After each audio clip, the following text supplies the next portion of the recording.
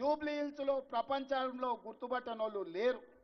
కానీ Jubilee hills నుంచి MLA 3 సార్లు గెలితే ఒక్కరోజైనా అసెంబ్లీలో మాట్లాడిండా? మరి ఇవాళ నేను అడిగేది ఒక్కటే, యువకుని నవీన్ యాదవ్ని గెలిపించండి. అసెంబ్లీలో మీ గొంతుకైతాడు, అసెంబ్లీలో మీ సమస్యలు ప్రస్తావిస్తాడు, అసెంబ్లీలో మీకు ఏం కావాలో అడుగుతాడు ప్రభుత్వాన్ని. మీ తరఫున ప్రతిరోజు పనిచేస్తాడు, మీ తరఫున ఒక్కళ్ళతో పుచ్చుకుంటాడు. చదువుకున్న యువకుడు.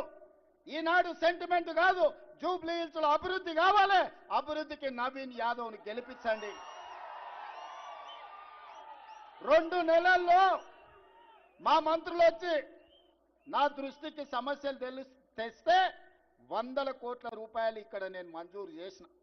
మరి ఆ పనులు అర్ధాంతరంగా ఆగిపోవాలనా? ఇవాళ నేను నా కుటుంబం పట్ల సానుభూతి ఉన్నది, నాకేం వ్యతిరేకం లేదు. కానీ ఇవాళ 3 సార్లు గెలిచినప్పుడు ఈ ప్రాంతానికి మేలు జరగనప్పుడు రేపు 4వసారి గెలిచి ఈ ప్రాంతానికి మేలు జరుగుతుందా? మీరు ఆలోచన చెయ్యండి. అట్లనే 2023లో ఆనాడు కాంగ్రెస్ పార్టీ మహమ్మద్ అజారుద్దీన్ని ఇండియా క్రికెట్ కెప్టెన్ ఇక్కడ అభ్యర్థిగా నిలబెట్టింది. నవీన్ యాదవ్ని పిలిచిన ఒక మాట చెప్పిన, ఇవాళ నువ్వు అజరుద్దీన్ వెంబడేసుకొని భుజాల మీద మొయ్యి అజరుద్దీన్ గెలిస్తే తప్పకుండా మంత్రి చేస్తా అని ఆ రోజు చెప్పిన. కానీ మా సందేశం మీకు చేరలే, మీరు ఏదో జరుగుతుందని ఆలోచన చేశారు. అజర్బై ఆనాడు కొద్ది మెజారిటీతో ఓడిపోయింది.